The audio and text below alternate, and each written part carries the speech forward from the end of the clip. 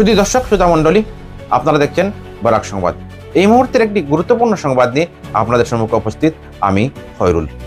এখনো বিপদসীমার উপর দিয়ে বইছে সিংলা নদী, ভাঙ্গা বাঁধ দিয়ে ঢুকছে বন্যার জল, প্লাবিত হচ্ছে নতুন নতুন এলাকা, বাড়ছে আতঙ্ক।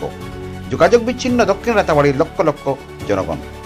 পাতিয়ালা জেপিতে বন্যাক্রান্তদের খোঁজ খবর নিচ্ছেন আনিপুর জেলা পরিষদ সদস্য প্রতিনিধি বিলাল উদ্দিন সহ বিভিন্ন স্তরের পঞ্চায়েত প্রতিনিধিরা। 4 দিন পর ইসলাম ধর্মাবলম্বীদের অন্যতম উৎসব ঈদ উল আজহা বা বকরি ঈদ। ইতিমধ্যে ঈদের কেনাকাটা শুরু হয়ে গিয়েছিল, কিন্তু টানা বর্ষণে কয়েকদিনে গোটা গ্রাম বরাক বন্যার কবলে।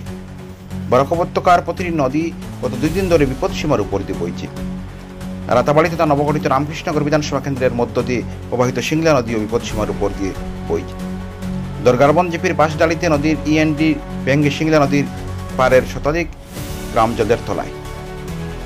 পাতিয়ালা জিপির বেশিরভাগ গ্রাম এখন জলের তলায়। আক্রান্ত হয়েছে আনিপুর নোয়াটেরা জিপির বেশিরভাগ গ্রাম।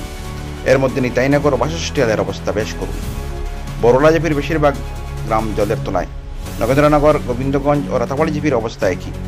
সোমবার মুষলধারে বৃষ্টি না হলে বাড়ছে জল, কোনো কোনো বাড়িতে গলা পর্যন্ত জল। নিরাপদ আশ্রয়ে ছুটছেন জনগণ। বিশেষ করে গোখাদ্য নিয়ে ইতিমধ্যে সংকট দেখা দিয়েছে। প্রশাসনের তরফে আশ্বস্ত করা হয়েছে ত্রাণ সামগ্রী পৌঁছানোর খবর পাওয়া গেছে ইতিমধ্যে। সোমবার বন্যাক্রান্ত পাতিয়ালা জিপির বিভিন্ন গ্রামের জনগণের খোঁজ খবর নেন আনিপুর জেলা পরিষদ সদস্যের প্রতিনিধি বিলাল উদ্দিন। তিনি দুর্গতদের পাশে দাঁড়িয়ে যাবতীয় সাহায্য সহযোগিতার আশ্বাস প্রদান করেন। বলেন, বিধায়ক বিজয় মালাকার সমষ্টির বাইরে থাকলেও রামকৃষ্ণনগর সার্কেল অফিসার সহ প্রশাসনের ঊর্ধ্বতন কর্তৃপক্ষের সঙ্গে যোগাযোগ করে বন্যাক্রান্তদের জন্য পর্যাপ্ত ত্রাণ সামগ্রী পৌঁছানোর কথা বলেছেন। এদিকে রাতাবাড়ি জিপির লামারাতাবাড়ি, আথানাগর, খালাপানি, পূর্বটঙ্গি বাড়ি, সরকারি বাড়ি, গন্ধরাজ বাড়ি এবং বাসস্টিয়ালের বেশিরভাগ বাড়ি জগৎ জলের তলায়। নবনির্বাচিত ওয়ার্ড সদস্যরা নিজ নিজ এলাকার জনগণের খবর নিচ্ছেন। প্রতিটি ওয়ার্ডে ছুটে যাচ্ছেন বিজেপির সংখ্যালঘু মোর্চার নেতা তথা ওয়ার্ড সদস্যের প্রতিনিধি মিফতাউল জান্নাত খান মান্না। তিনি বিধায়ক বিজয় মালাকার সহ সার্কেল অফিসারের সঙ্গে যোগাযোগ করে পর্যাপ্ত ত্রাণ সামগ্রী পৌঁছে দেবার আশ্বাস দিচ্ছেন জনগণকে। দেখুন এই প্রতিবেদন।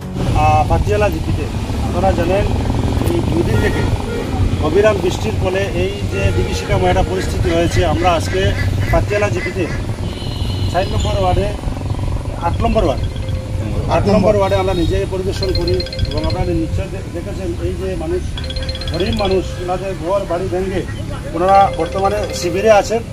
ও আমরা ভারতীয় জনতা পার্টির কার্যকর্তা হিসাবে এবং আমি আনিপুর জেলা পরিষদের প্রতিনিধি হিসাবে এই মানুষে আমার 2 হাত ভরে আশীর্বাদ দিয়েছে, বুট দিয়েছে এবং মানুষের কমিটমেন্ট দিয়েছিলাম যে মানুষের সুখে দুঃখে পাশে থাকবো।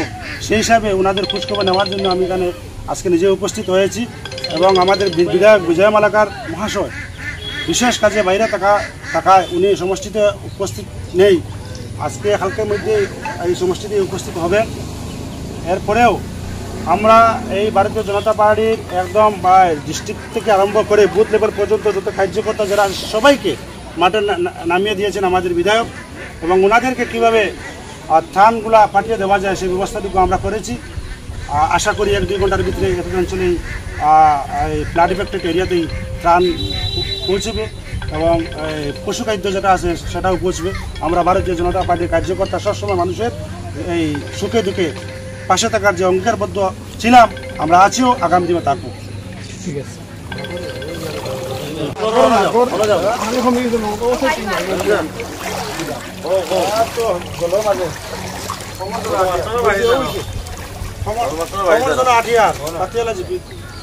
এখন আমরা ভালো লাগে ঢুকবো। আটিয়া মার মতো তখন লাগে ভালো লাগে ঢুকি না ওদের লাগে খাবার হয়ে যায়। এখন তো সারা এখন দাদাইতা মাছ এখন মানুষ দাঁড়িয়ে বুড়িয়া সব বুঝে তোমার খানে মজা ও তোমার বিয়া করে যাও ও দিলা করিস আনি বেলাছ ও ঠিক আছে। আর কিনারে দে ওরা আগাও না और सुंदर काटिया पर वीडियो लगा।